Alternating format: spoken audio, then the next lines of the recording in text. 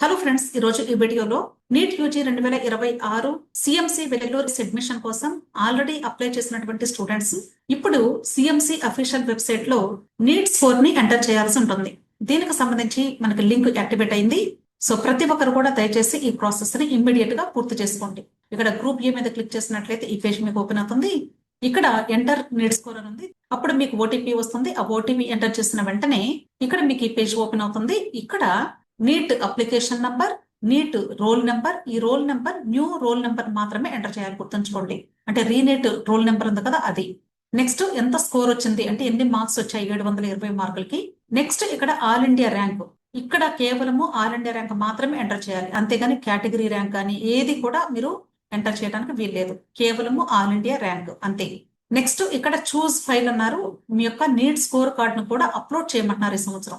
కాబట్టి దీని మీద క్లిక్ చేసి ఇక్కడ నీట్ స్కోర్ కార్డ్ ని అప్లోడ్ చేసేటప్పుడు ఒకవేళ ఇక్కడ ఇచ్చినటువంటి ఈ వర్డింగ్ కి ఏదైనా బ్రాకెట్ గానీ ఇలాంటివి ఉంటే అవన్నీ రిమూవ్ చేసి మీరు అప్లోడ్ చేయాలి, గుర్తుంచుకోండి.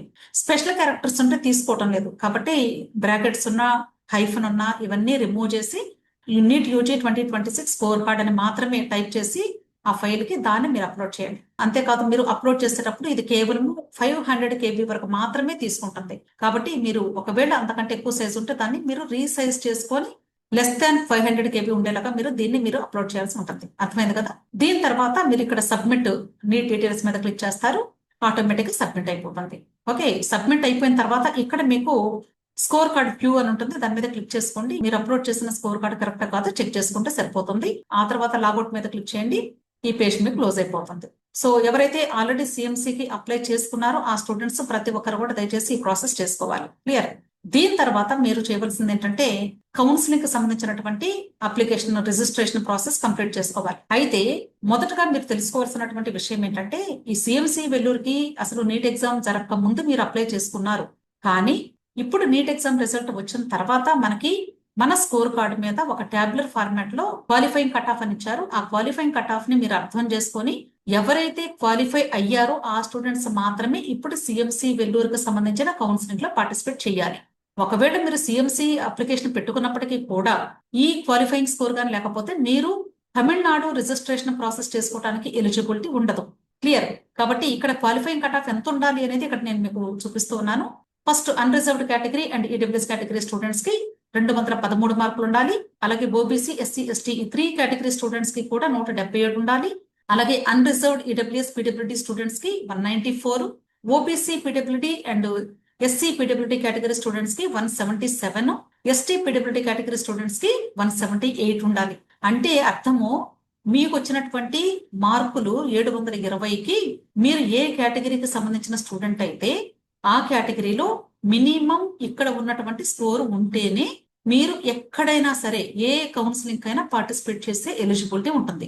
అదే తమిళనాడు అవ్వచ్చు, ఏపీ అవ్వచ్చు, తెలంగాణ అవ్వచ్చు, ఏదైనా సరే. క్లియర్. ఈ స్కోర్ లేకపోతే మాత్రం మీరు తమిళనాడు కౌన్సిలింగ్ లో పార్టిసిపేట్ చేయడానికి ఎలిజిబిలిటీ లేనట్లే. అలాగే సిఎంసి అడ్మిషన్ లో కూడా మీరు పార్టిసిపేట్ చేయలేరు. ఒకవేళ మీరు అప్లికేషన్ పెట్టుకొని మీ అప్లికేషన్ వాళ్ళు యాక్సెప్ట్ చేసినా సరే, ఇప్పుడు స్కోర్ ఎంటర్ చేసినా సరే సిఎంసి వెబ్సైట్ లో ఈ స్కోర్స్ లేకపోతే మాత్రం నెక్స్ట్ ప్రాసెస్ కి వెళ్ళలేరు. అర్థమైంది కదా. సో ఎవరైతే ఇక్కడ క్వాలిఫై అయ్యారో ఆ స్టూడెంట్స్ అందరూ కూడా మీరు చేయవలసింది తమిళనాడు మేనేజ్మెంట్ కోటా కౌన్సిలింగ్ కి రిజిస్ట్రేషన్ చేసుకోవాలి. ఇది ఆల్రెడీ స్టార్ట్ అయింది. దీనికి ఇప్పుడు లాస్ట్ డేట్ కూడా అనౌన్స్ చేశారు. జూలై 23వ తారీఖు సాయంత్రం 5 గంటల వరకు మాత్రమే మీరు ఈ తమిళనాడు రిజిస్ట్రేషన్ ప్రాసెస్ చేసుకోవడానికి అవకాశం ఉంది. దీని తర్వాత మీరు మరలా రిజిస్ట్రేషన్ చేసి అప్లికేషన్ సబ్మిషన్ చేయలేరు. కాబట్టి దయచేసి ఎవరైతే సిఎంసి వెల్లూరుకి అప్లై చేసుకున్నారో వాళ్ళు ఖచ్చితంగా మీరు సిఎంసిలో ఎంబీబీఎస్ అడ్మిషన్ రావాలి అంటే తమిళనాడు మేనేజ్మెంట్ కోటా కౌన్సిలింగ్ ద్వారా మాత్రమే మీకు సిఎంసిలో అడ్మిషన్ వస్తుంది. అర్థమైంది కదా. కాబట్టి మీరు తమిళనాడు అఫీషియల్ వెబ్సైట్ లో మీకు అక్కడ రిజిస్ట్రేషన్ లింక్ ఉంటుంది. ఇక్కడ మీకు 2 ఉంటాయి, అంటే గవర్నమెంట్ కోటాకి ఉంటుంది, అలాగే మేనేజ్మెంట్ కోటాకి ఉంటుంది. మీరు సెలెక్ట్ చేసుకోవాల్సింది కేవలం మేనేజ్మెంట్ కోటాకి మాత్రమే. ఇక్కడ ఆన్లైన్ అప్లికేషన్ మీద క్లిక్ చేయడంతోనే ప్రాసెస్ అంతా కూడా మీకు 1 by 1 స్టెప్ బై స్టెప్ కనిపిస్తుంది. అదంతా కూడా ఫినిష్ చేసుకోండి. సో ఎవరైతే ఇప్పుడు మీరు రిజిస్ట్రేషన్ చేసుకోవాలో వాళ్ళు ఇమీడియట్ గా చేసుకోండి. 23rd అంటే 23 జూలై సాయంత్రం 5 గంటలకి ఈ registration and application filling process submission complete అయిపోతుంది. క్లియర్. అయితే ఈ సిఎంసి వెల్లూరు అప్లై చేసేటువంటి స్టూడెంట్స్ ఖచ్చితంగా మీరు ఎలిజిబిలిటీ సర్టిఫికెట్ సబ్మిట్ చేయాల్సి ఉంటుంది. మరి ఎలిజిబిలిటీ సర్టిఫికెట్ ఎక్కడ సబ్మిట్ చేయాలి అంటే తమిళనాడు మెడికల్ కౌన్సిలింగ్ కి మీరు రిజిస్ట్రేషన్ చేసుకునేటప్పుడే అక్కడ లాస్ట్ స్టెప్ లో డాక్యుమెంట్స్ అప్లోడింగ్ దగ్గర ఎలిజిబిలిటీ సర్టిఫికెట్ ని అప్లోడ్ చేయండి అంటుంది. ఈ ఎలిజిబిలిటీ సర్టిఫికెట్ ని ఎక్కడ తీసుకోవాలి అంటే doctor MGR medical university official website లో తీసుకోవాలి. ఇది వెబ్సైట్. ఇక్కడ ఎలిజిబిలిటీ సర్టిఫికెట్ అని మీకు కనిపిస్తుంది. దీని మీద క్లిక్ చేస్తే ఫామ్ ఓపెన్ అవుతుంది. అక్కడ మీరు అప్లై చేసుకోవాలి. ఈ ఎలిజిబిలిటీ సర్టిఫికెట్ ఉండాలి అంటే ఖచ్చితంగా మైగ్రేషన్ సర్టిఫికెట్ కూడా ఉండాలి. అది లేని వాళ్ళు ఇమ్మీడియట్ గా అప్లై చేసుకోండి. అది ఉంటేనే ఎలిజిబిలిటీ సర్టిఫికెట్ వస్తుంది. ఆ తర్వాత మీరు తమిళనాడు మేనేజ్మెంట్ కోటాలో రిజిస్ట్రేషన్ చేసుకున్న తర్వాత డాక్యుమెంట్స్ సబ్మిట్ చేసేటప్పుడు ఈ ఎలిజిబిలిటీ సర్టిఫికెట్ ని అప్లోడ్ చేస్తేనే Tamil Nadu registration and application submission complete అవుతుంది.